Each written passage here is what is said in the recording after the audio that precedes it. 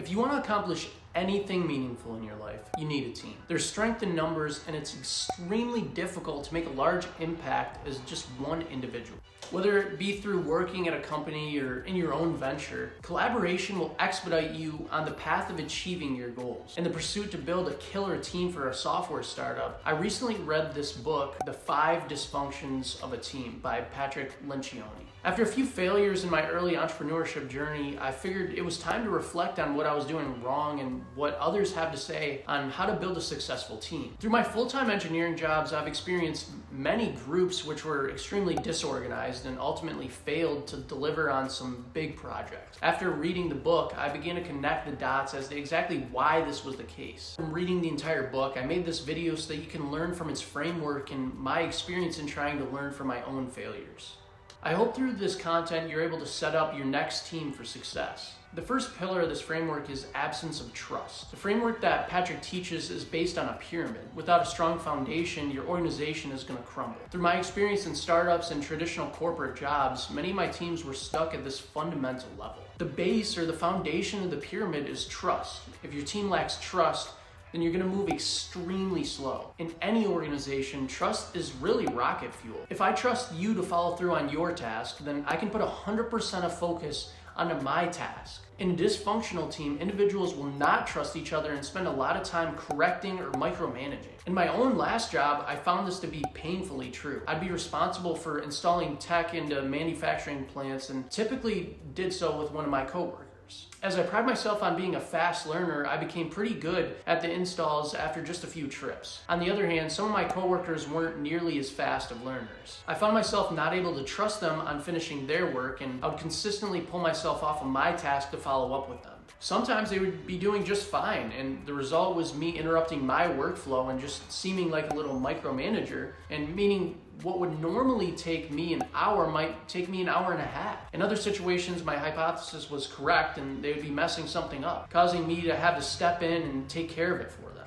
Through this situation, my throughput was reduced and I didn't trust the people that I was working with. The same would go for my manager as well even. When I was on an install, I'd consistently get messages to check my status. My manager would interrupt their work and investigate how I was doing. Here, their productivity was reduced as they could be working on a separate project while trusting that I can take care of the project on my plate. And standard procedure was that we regularly communicate after each day, not just interrupting throughout the day. Without trust, organizations slow down and they have to check each box 3 times before moving on. As I reflected on this section of the book, I started to consider how would you build trust? Through some self-reflection and digging on alternative resources, I was able to identify 4 core variables that you can leverage to increase how much others trust you. It's important to focus on what's within your control. By applying this framework properly, you can increase the likelihood that others will trust you, and you'll be able to identify what it is about another individual which you do not trust. There are 4 things that control how much you trust another individual. Consider an equation with 3 of the variables in the numerator and 1 in the denominator. Like all equations, the denominator holds a significant amount of power over the output. Before we can get there though, the 3 that are in the numerator are intimacy,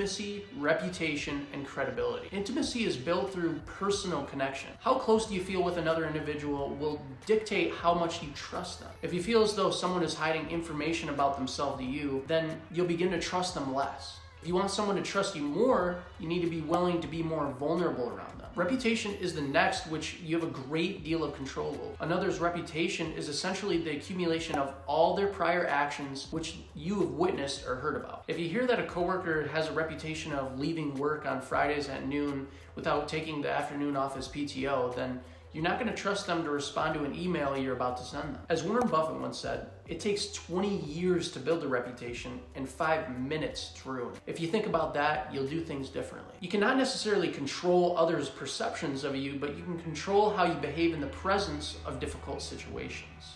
When you consistently carry yourself well in the face of adversity, you're going to become a far more trustworthy individual. Credibility is the final variable in the numerator, which relates to your expertise.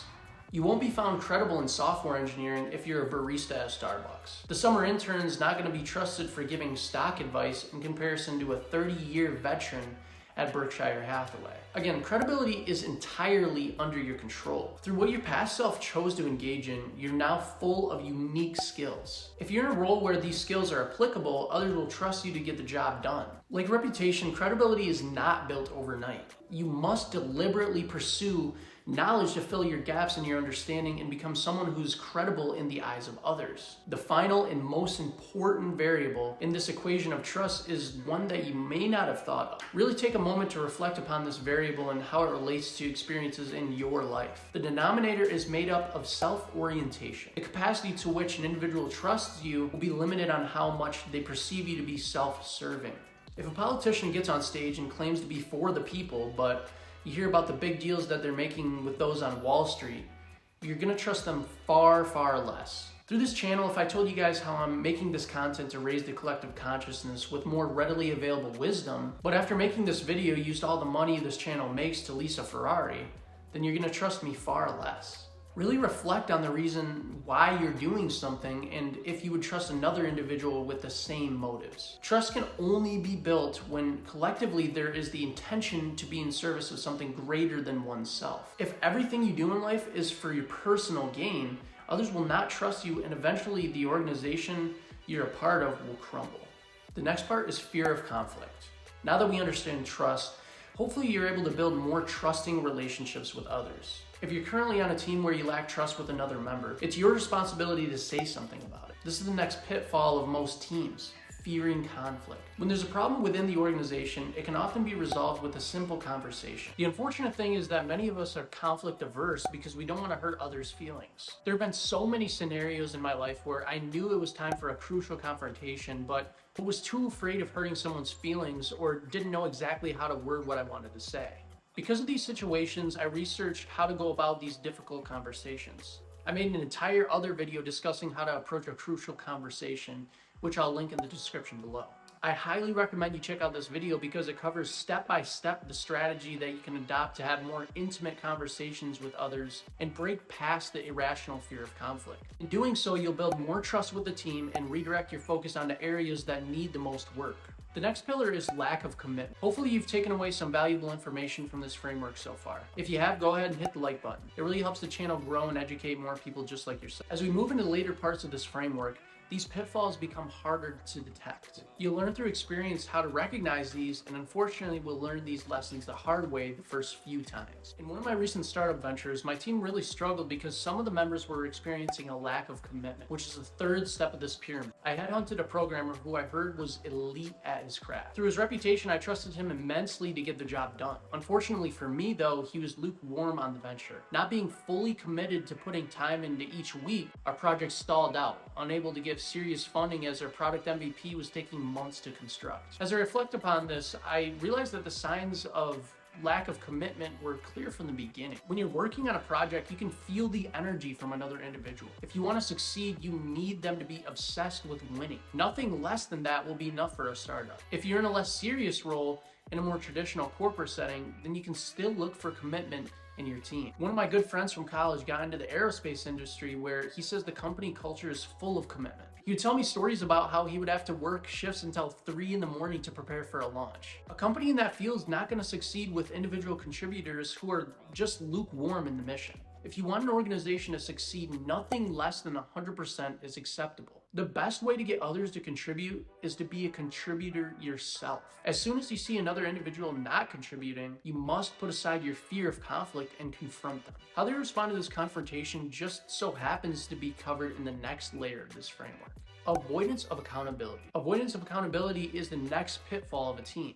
When you approach an individual for lack of commitment to the team, how they respond will dictate if they belong on the team or should be cut. An individual who redirects blame and avoids responsibility for their actions will be a corrosive force within your organization. It's very easy to see how accountable an individual is through a one-on-one conversation. It's your responsibility to host these conversations and learn for yourself. In my experience, you can't train an individual to be more accountable. Accountability is a core part of one's personality. So it's best for you to cut ties with an individual who lacks it. Taking accountability for your actions can be hard, but it's best to swallow your pride and realize what you're trying to accomplish. In a team, you're not here to stroke your ego. You're here to commit a part of yourself to building a collective vision, something that's greater than yourself. It's going to require sacrifice, and you'll make mistakes along the way. When you do, admit them and grow stronger as a team. As you take more accountability, you're building your team's pyramid to be stronger. Others will recognize you as someone who they trust and not one who's afraid of confrontations. By definition, as you become more accountable, you'll increase your commitment. An accountable individual is a strong bedrock of an organization, and you should hold tight to them when you have them.